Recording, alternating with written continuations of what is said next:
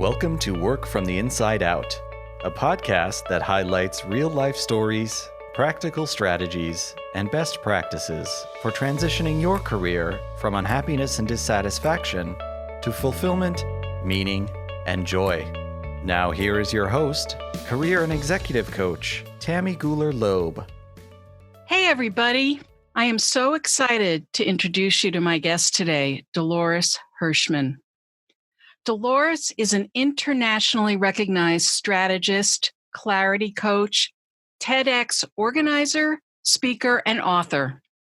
She has over 20 years' experience helping entrepreneurs and organizations realize their potential by guiding them to clarity to define their core idea in order to reach their next level of growth.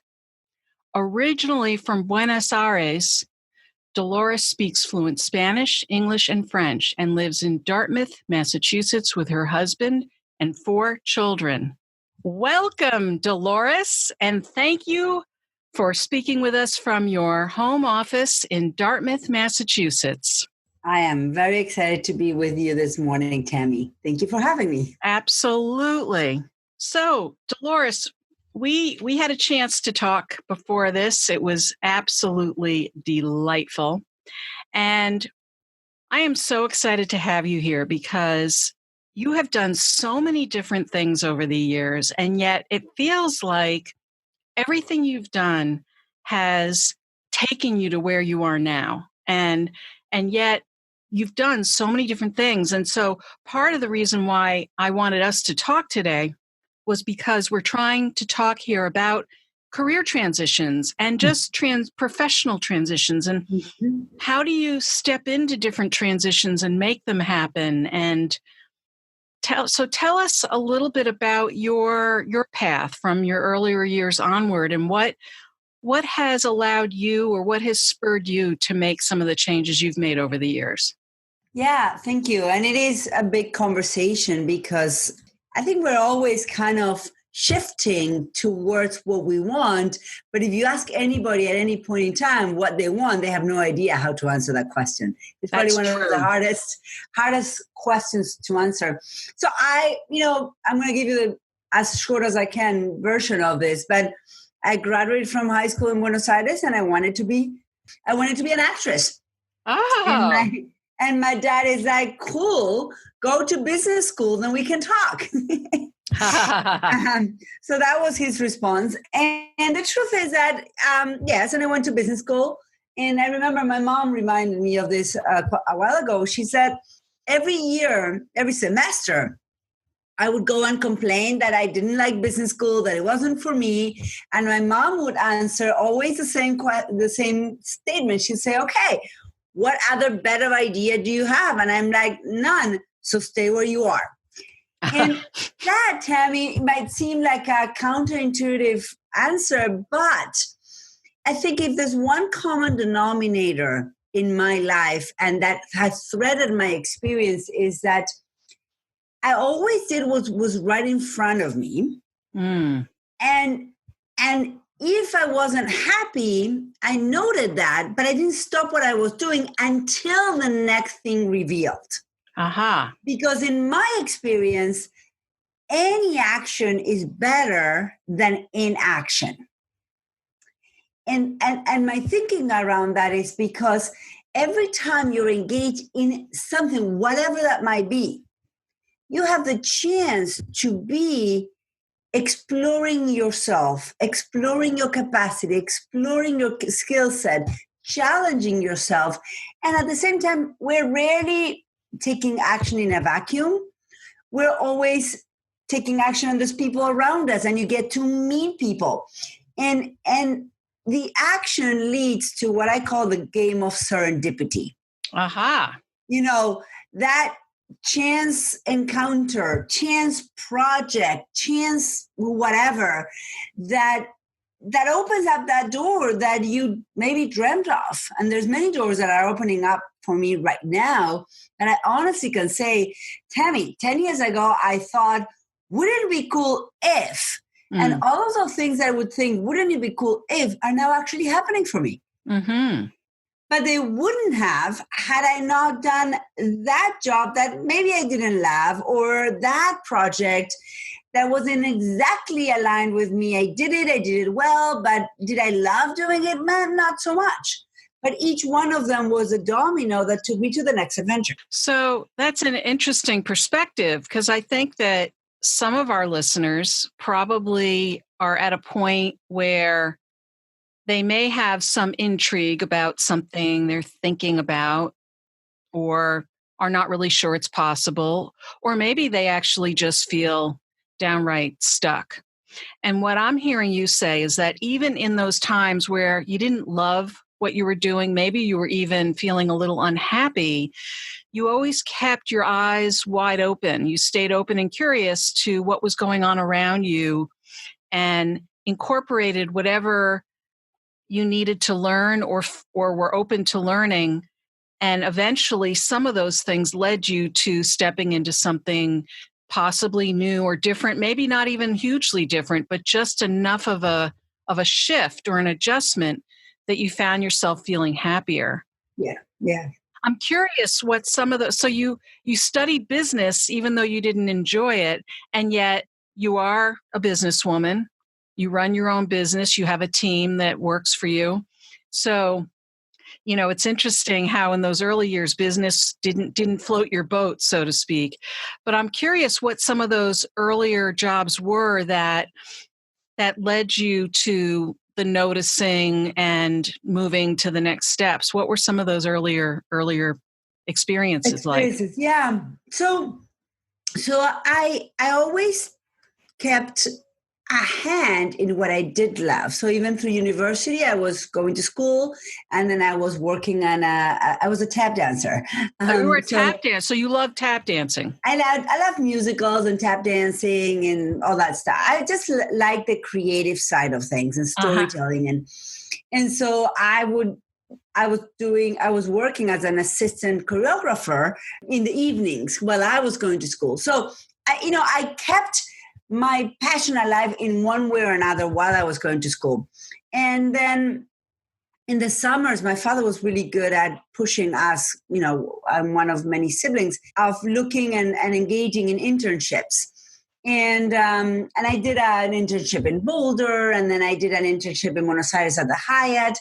And I started leaning in those internships towards more the marketing and communications side. Mm-hmm. And I started understanding that, I started getting really excited about that part of business and marketing. Because at the end of the day, in theater or in movies, what you are presenting is your marketing in the form of a stage story, if you want, in theater or in movies. You're marketing an idea, a concept, a philosophy, maybe simply a story, but behind every story there's a learning, right?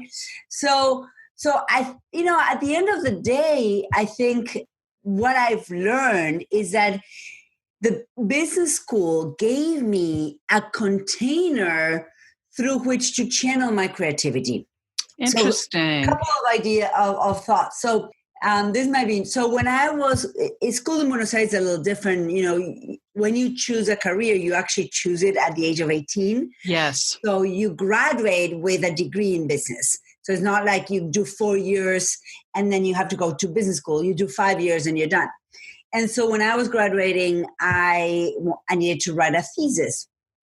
And my thought back then was, I wanted to research the social impact, what I call the show-off impact, in an auction house. And so I thought, well, what are the biggeth auction houses in the world? So at the time was Sotheby's and Christie's. And I ended up doing an internship in Christie's, New York. I was at any department would do. So I ended up in the collectibles department, which is actually one of the funnest departments you can be, because that's where they sell the cells from the Disney movies, the original Disney movies. Yes. I was on my desk. I'm not kidding. On my desk, I had Madonna's bra, John Travolta's shoes, Julie Andrews' guitar from Sound of Music. Wow. So all these collectibles, right? And they were going to auction and whatever. So that was one of the things. That was another one of my internships. So wait, I'm curious. So this was your research for your thesis, or had you already written your thesis? No. So in the summer before my thesis, that was the idea I wanted to explore. So I said, okay, I'll find an internship that will help me further this idea. And you were able to come to New York to do it. Yes. So from Buenos Aires, I came to New York. I happened to have an uncle who lives in New York. So I lived with him. And through my father's connection, I was able to land. It was free. I didn't get paid, but 2 months working every day with the people that put up the auctions. And I didn't end up writing that thesis because this was winter 1996, because my uncle is very techie. And at the time, he had little kids, and I was put in the extra room that they had in the apartment in New York that had the only computer in the house, right? This is winter 1996. And he started giving me, he would get in the mail, I don't know if you remember, but the AOL free accounts and CompuServe. It was yes. So I was like, oh, what is this? What is the internet? Well, like, what the heck is this? So I started playing, and I didn't tell anybody. I was 24. And I started getting into chat rooms, meeting people in real life that I met in chat rooms, which is something you don't do. Right. But I started being fascinated by the internet and the capacity for connectivity. So you're going to laugh, but I changed my thesis. And when I went back to Buenos Aires, I told my advisor, I said, look, scratch that. This is what I'm going to do. I said, I'm going to write a paper on how the internet will change marketing. And he looked at me and he's like, the what? And my graduating thesis in Spanish, it was called Marketing on the Internet. Wow. Relationship Marketing. This was 1996. Wow. So here's another example, though. Even though I think you were happy with what you were focusing on around the auction house, it sounds like you discovered another opportunity, another new avenue, and you just stepped into it. I stepped into it. And when I defended my thesis about 9 months later or 8 months later, it was a fast, writing, because I had to do a lot of research from Argentina. And at the time, there were no resources. By that, I mean, for those younger people listening to this, back then the internet was a community. It really was a community, and everybody helped everybody, and everything out there was free. So you could access almost any data or research that existed. People will share with you. And for years, I shared my book with the world just to give back. But when I presented my thesis that August 1996, I had 2 judges. I had a business professor who was in his late 30s, 40s, and an economics professor who was in his mid-60s, late 60s. And in Argentina, you get the passing grade is from 1 to 10. So 10 is the best grade you can get. 1 is like a fail. And they scored, they graded my thesis, and the economics professors gave me a 5. So 4 is fail, 5 is like you barely passed. You barely made it. And the business professor gave me a 9.5. And when we walked out, I didn't care. In school when you finally are done and you're done. I was done. I had passed. I was on a plane to Malaysia the next day. But I'll never forget this. I was walking out of the room where I had presented my paper, and this professor came up. My nickname in Argentina is Lola. And he said, Lola, I need to tell you something. And I'm like, what's that? He said, I need you to know that for the rest of your life, there's going to be people that know exactly what you're talking about. And there's going to be a lot of people that have no clue what you're talking about. And this is what just happened. The internet at the time was such a new idea, wrapping your head around the possibility of the internet was something that few people could do, and especially not someone, at that time. This guy was in his late 60s, and he was very set on his ways, very, very, very academic, right? Yes. And he just didn't understand that my hypothesis was that the internet was going to allow for mass markets, because if you think about the late 1990s, markets had grown quite a bit, but they were disconnected. Like the marketplace or the companies and the customers were only connected by maybe letters of complaint if you sent one, but there was no other way for them to kind of meet the customer. And my thesis was that the internet was going to reconnect the marketplace in such a way that a company could operate almost like a 1800s neighborhood, bakery that could say, hey, good morning, Tammy, do you want another loaf French bread like you did yesterday? Like they would know the customer so well, thanks to data and data processing, that they could anticipate the customer needs. Yeah. It was not something he could comprehend, but that was basically what I did. Yeah. Wow. And so you were a tap dancing business student. You graduated, and then where did you go from there? Did you stay in Buenos Aires, or did you? No. So the day after I graduated from my thesis, and I'm giving you the long story, but I think you're enjoying it. I decided to prove myself. I don't know why. And I decided to go to Malaysia, to the north side of Indonesia, which is Sabah, insular Malaysia, and spent 3 months doing community work. And I did that with a group from England. It's called Expedition Raleigh International. And I was the only Argentinian. Everybody was from either England or Scotland. And I spent 3 months doing community work, living in the jungle, building bridges, digging wells, and just, why did I do it? I don't know. Yeah, I was curious because, it's an interesting twists and turns in your story so far even, and I'll let you get back to it in a second. I just, I'm curious, I think a lot of people think, well, if I'm passionate about something, it's either going to be my vocation or a really serious hobby, so you were telling me how you enjoyed theater, you enjoyed tap dancing, but it sounds like that was never on the table as something that you might pursue in a professional capacity, even though you really did have something you loved.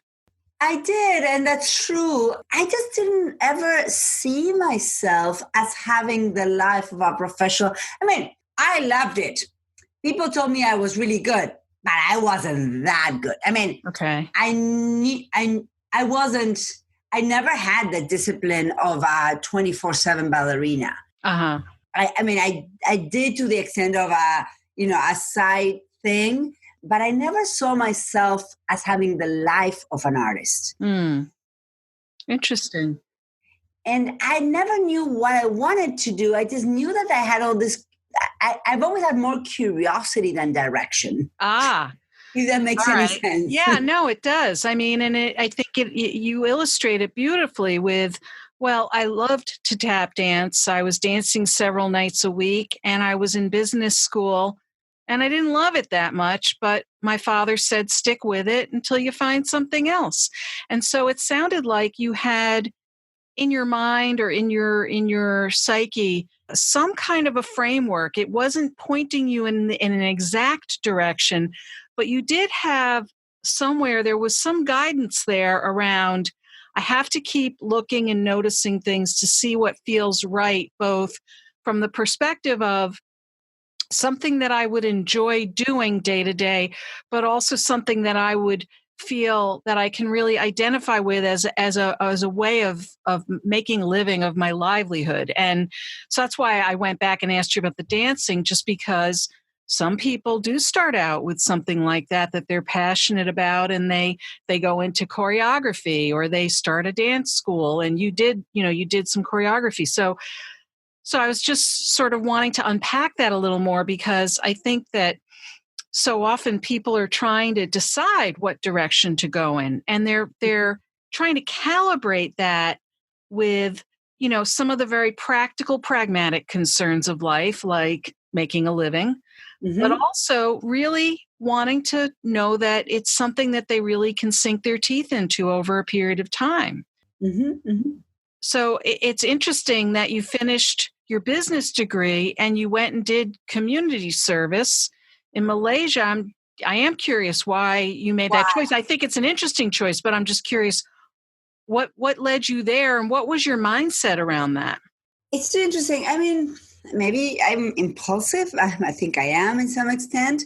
Months before I finished school, I ended up going to this presentation. Someone had gone from Argentina, someone had gone to Siberia to do community work, and he was doing like a PowerPoint of his trip. But I ended up in that room. I went with my boyfriend at the time. And I was looking at, like listening to this person speak, looking at the photos that he was sharing. And I was like, that would be so cool to do. Like, I'm not a camper. I exercise, but I'm not like a physical, like challenged physically kind of person. But I remember sitting there and telling my boyfriend, that would be so cool to do. And he looked at me, he's like, yeah, no, you wouldn't survive a day. And that was enough for me to want to do it. I mean, it's crazy, but I actually saw that trip as an exploring the world, challenging myself, understanding what I was made of. Mm. Maybe in a very unconscious way, that's what I was looking. And I am a very intuitive person. Mm-hmm. So if I get something, an idea, I run with it, and sometimes consciously I can't really explain it. Actually, my father is like, where are you going? What are you going? He's like, I'm not giving you any money for that. So I fundraised my way to go there. Wow. Like, that's how much I was committed to going. Yeah. And the truth is that the first 2 weeks I cried every single night, and I said, what did I do to myself? And then after 2 weeks, the organizers looked at me and they said, look, you don't have to stay. Like, you can go. But I said, no, there's a reason. Like, I have to finish this. I have to prove myself. Mm. You know, to make the story short, I did stay. I finished what I started. Once I committed to staying and making the best of it, after those 2 weeks, things started to shift. And it was probably the best thing I've ever done for my internal resilience, for my personal self-confidence, mm-hmm. and developing internal strength and physical strength. Mm-hmm. It took a lot to finish the project. It was physically challenging. I had friends who had got malaria. You know, we were living literally in the jungle in a hammock.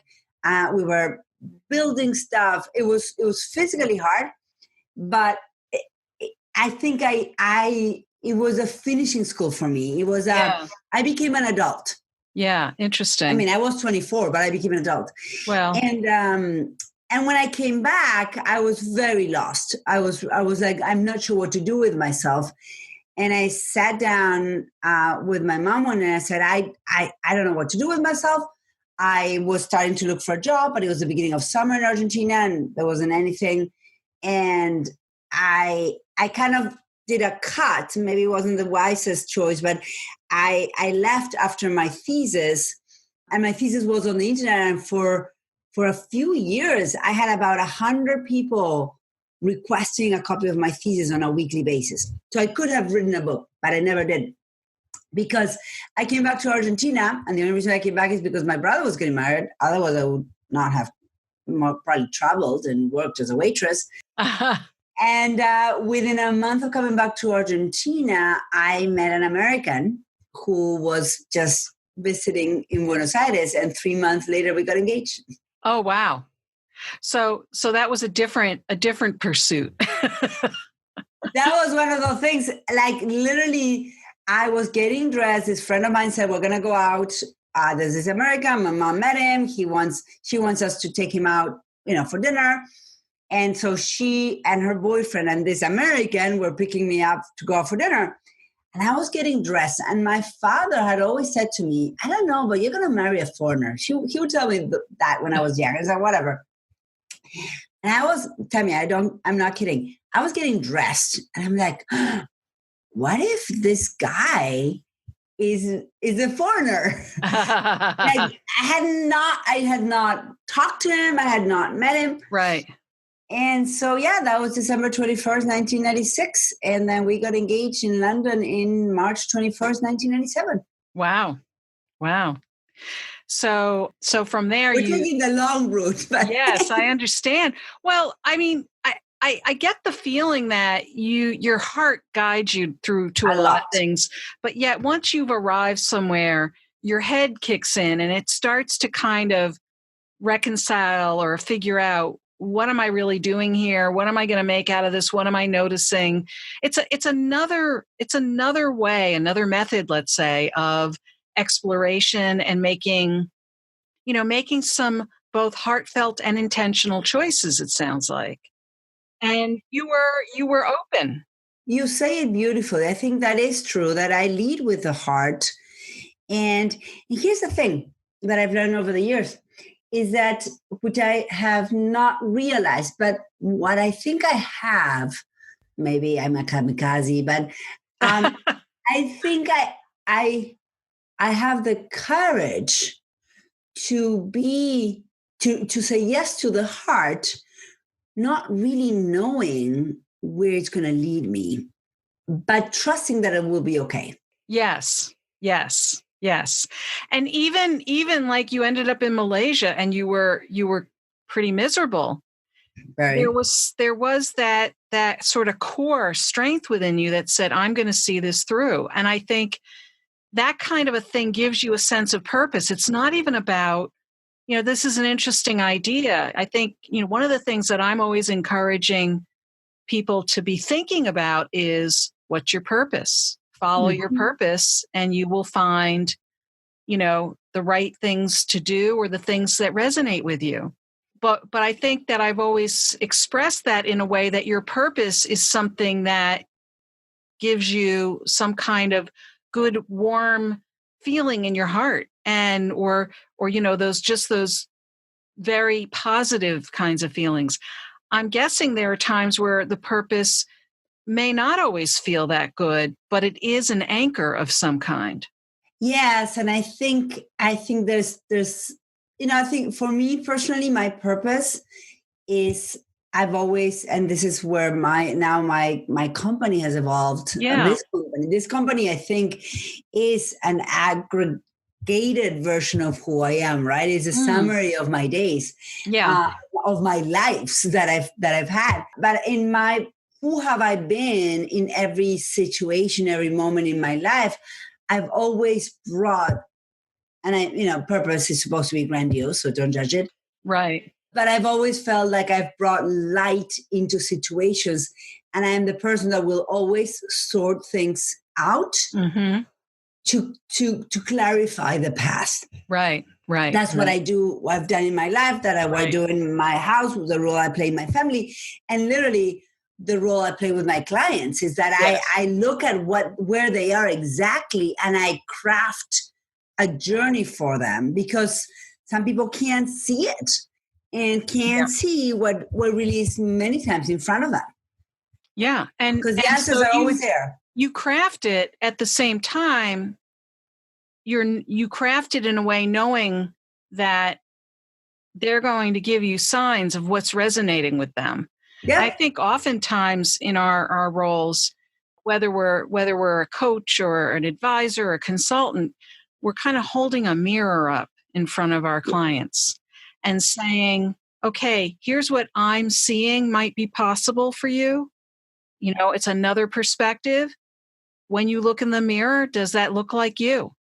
Does that look like the you you're becoming, or the you want to be, or the mission that you're trying to accomplish? Yeah. And I mean, and this kind of leads well into, you are a coach, I'm a coach. We're actually both trained. We've talked about this. We are both trained in CTI, right?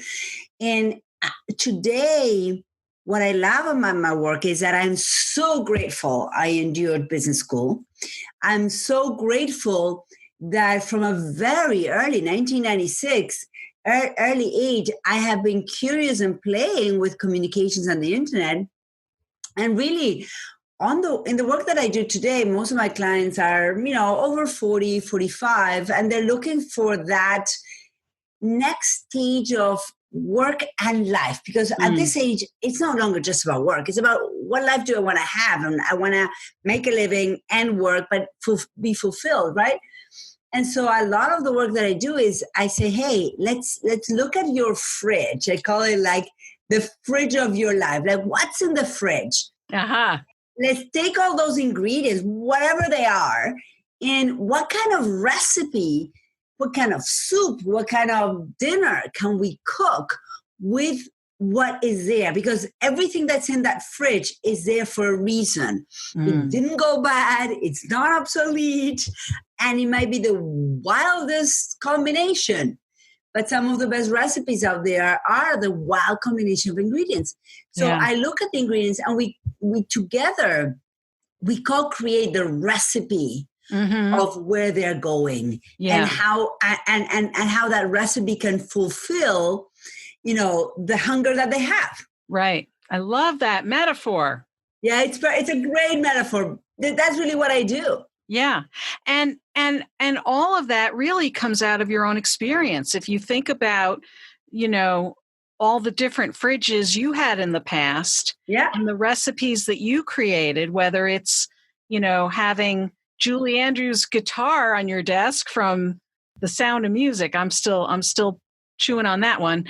To going to Malaysia and finding yourself in a situation that in many ways doesn't feel like you and turning it into something very, very directed and purposeful.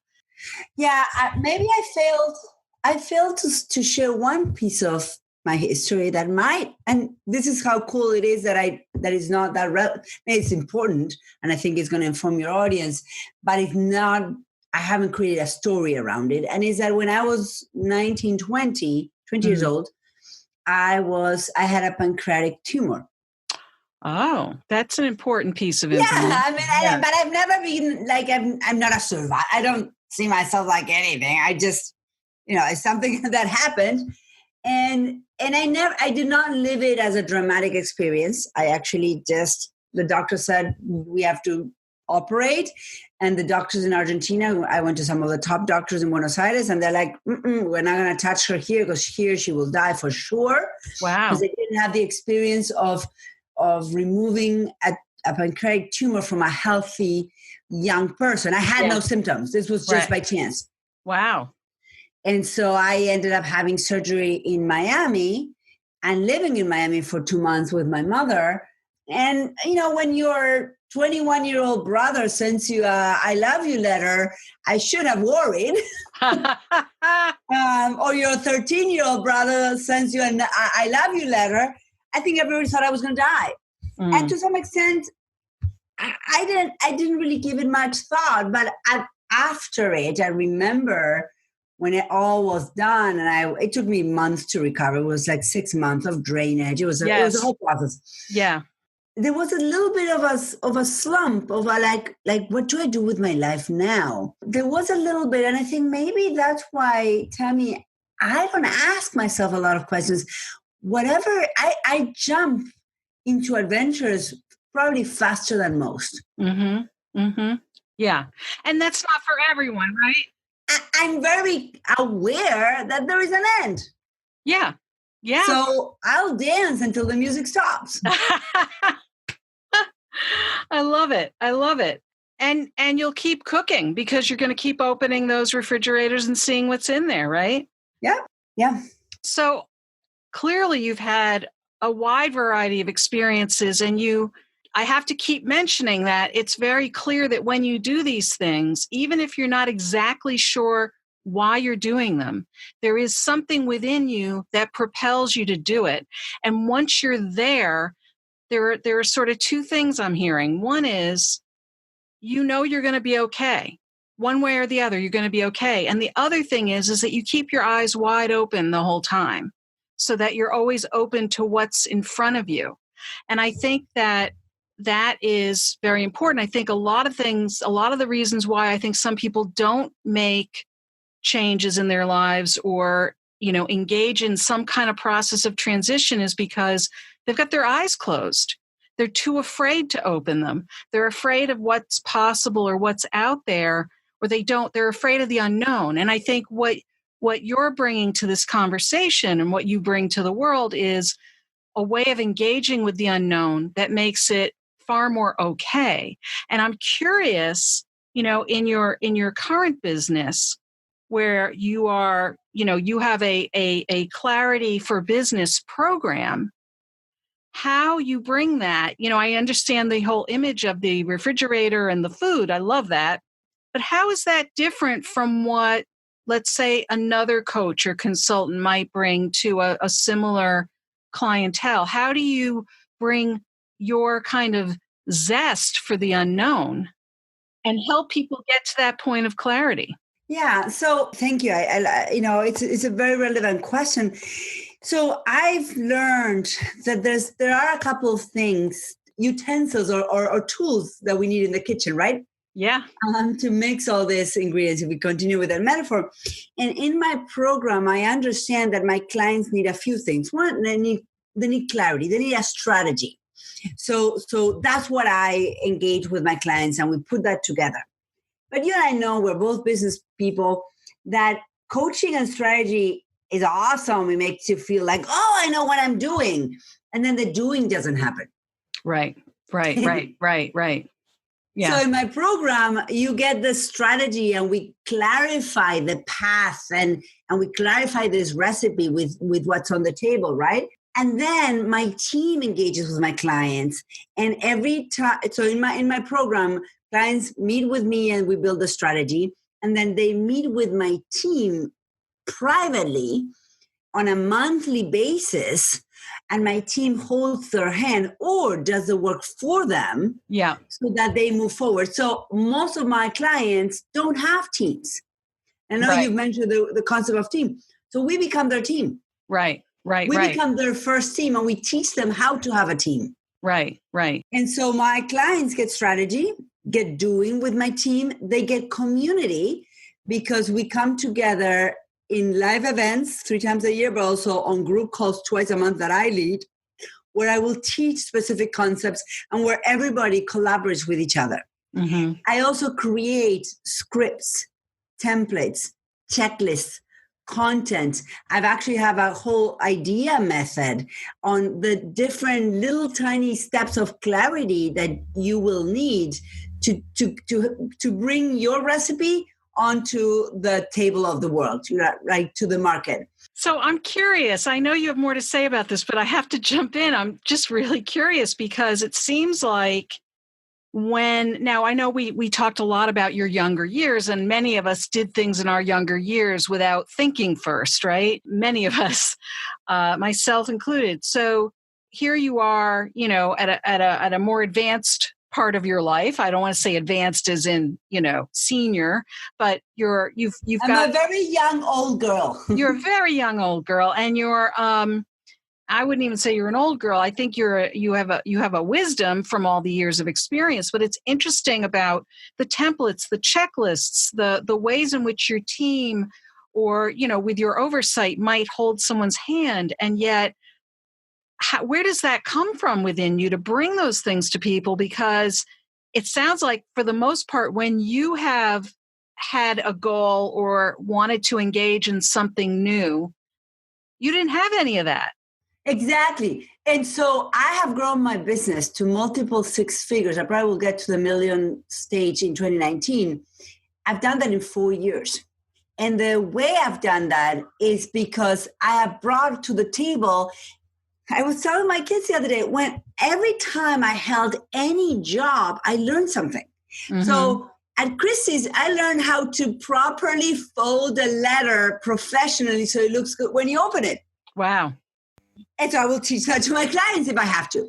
Okay. When I was the director of an online learning platform for 7 years. Mm-hmm. We built the first online learning platform in the world for high school kids. Wow. I'm an expert in translating content into it being consumed online. Mm-hmm. I have a process. Mm-hmm. I give that process to my clients. So all those scripts and templates and processes, I've been hoarding them in every single job I've had. And also I have tested them because I've used them to build my company today. Yeah. So I now have a program that is specifically for clients who are making less than $5,000 a month. Mm-hmm. Those clients, it's called Clarity First membership, very low monthly fee, but I will walk you through the bare necessities to get to $5,000 a month. If you're making more than $5,000 a month, then you belong in Clarity Circles. Well, my job is to get you to $10,000 a month. And that's where you meet with my team and you engage in different kind of exercises. If you're making more than $10,000 a month, you go into Clarity Mastery. And at that level, you need a lot less coaching and a lot more doing. Yeah, interesting. And so at that level, because you're at the over $100,000 and you want to get to 250, 500, what we do is we put a whole, I call it, it's a visibility manager that books you to speak consistently every single month. And while she does that, or while my team does that for my client, I work with my client in making sure that the business is big enough or leveraged enough to accommodate new business. So for every size, I have a plan.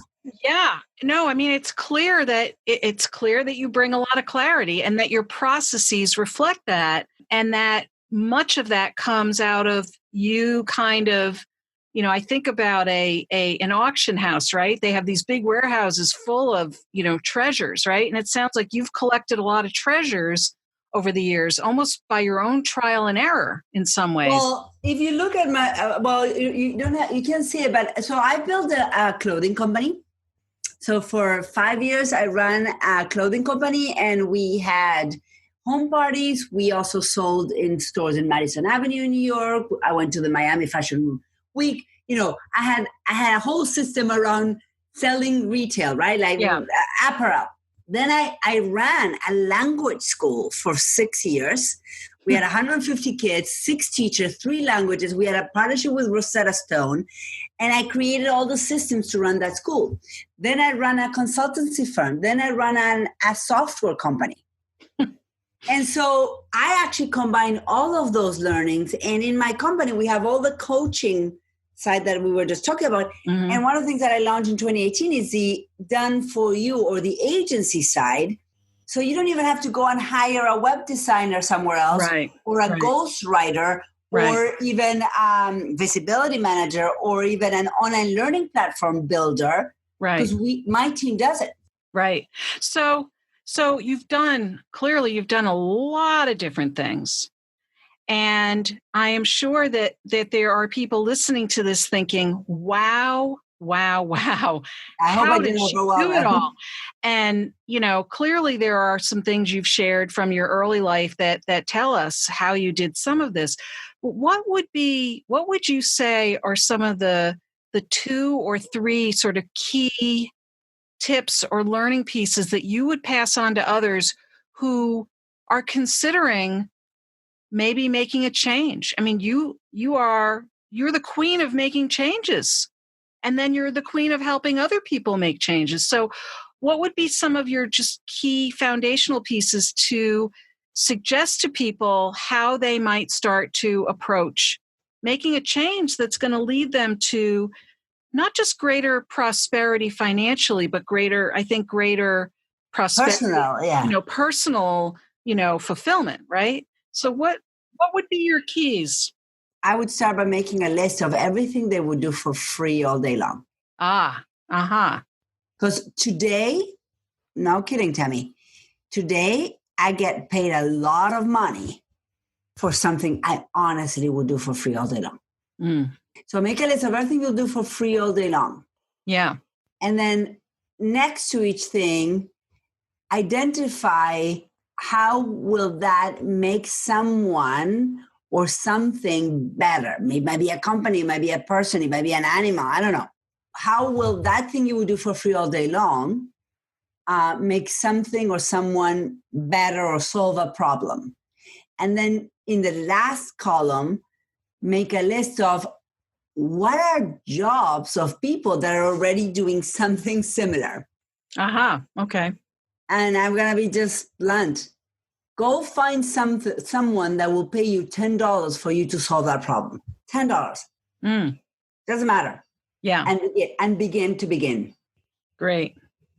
Yeah, there is an element of all this, no matter how much you plan or think you need a plan. If you don't jump in with both feet in some way, you're losing out on some of the learning that you need to move forward, right? I love the metaphor that I always use. We drive every night. We drive our cars down the street at 60 miles per hour or more with only the capacity to see as far as our headlights will show. Yeah. And we trust that there's a road the next second, as we progress in our driving. Change is the same. Just take action on where your headlights are pointing you and trust that in the next minute there's going to be a road. And on that beautiful note, I want to thank you. I love that idea. And I want to encourage our listeners to learn more about what you do and what you offer. So how can they find you? I think the best way is to go to mastersinclarity.com. Okay. MASTERSIN clarity.com. Mastersinclarity.com. Mastersinclarity.com. And they can find you, they can find your team, they can find your free resources, your resources, right? And I know that you have some books as well. Yeah. They can download free books from there too. All of that will be in the show notes. People will be able to find you everywhere and anywhere. And I hope they go out and find you, because you have so much positive energy and focus and clarity to offer people. So, Dolores, thank you so much for spending this time with us today. You're very, very welcome. I really enjoyed our conversation. I hope you enjoyed my interview with Dolores Hirschmann. It was such a pleasure to speak with her and learn about her life and professional journey, along with the impact she has been able to make in so many people's lives.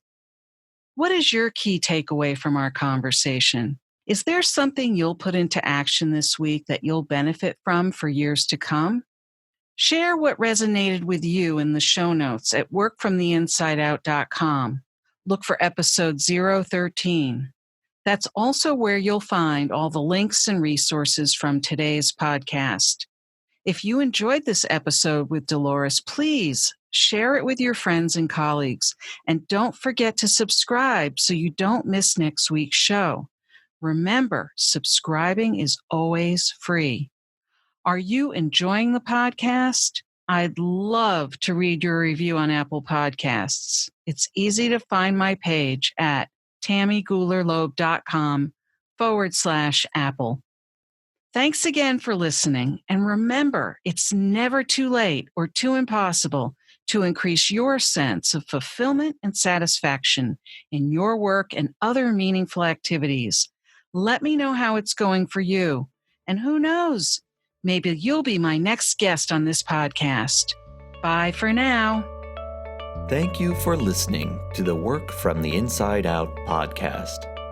For more information, you can find us at www.workfromtheinsideout.com.